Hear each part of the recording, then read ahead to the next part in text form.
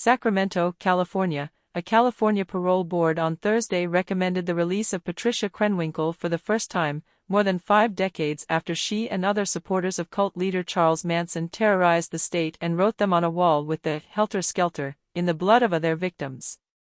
Krenwinkel, 74, was previously denied parole 14 times for the 1969 murder of pregnant actress Sharon Tate and 4 other people who sparked a race war.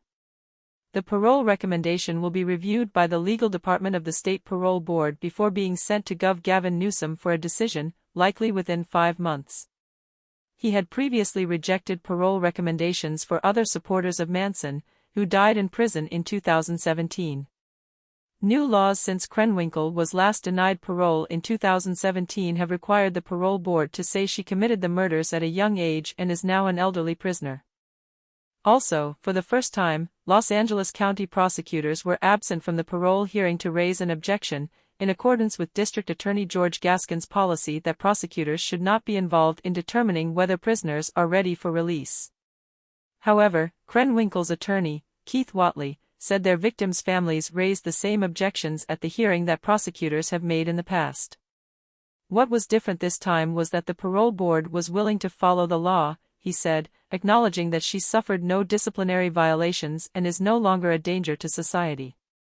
She's completely changed from who she was when she committed that crime, which is pretty much all it takes to get parole, he said.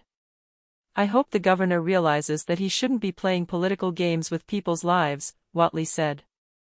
The governor would block her parole not because he's scared of her, but because he doesn't like her. And the law doesn't allow that. Krenwinkel remains incarcerated at the California Institution for Women east of Los Angeles. The commissioners rejected her parole 5 years ago, despite arguments at the time that she was affected by battering syndrome while helping with the bloody murders. Krenwinkel was a 19-year-old secretary living with her older sister when she met Manson, then 33, at a party. She testified in 2016 that she soon left everything to follow him because she thought they might have a romantic relationship. But she said Manson physically and emotionally abused her and sold her to other men for sex.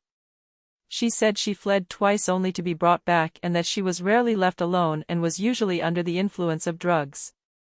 At her last parole hearing, Krenwinkel recounted how on August 9, 1969, she repeatedly stabbed Abigail Folger, 26, heiress to a coffee fortune, at Tate's home.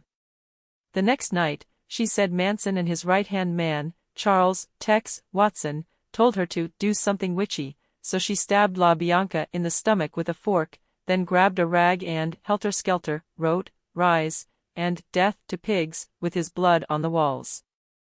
She and other participants were initially sentenced to death.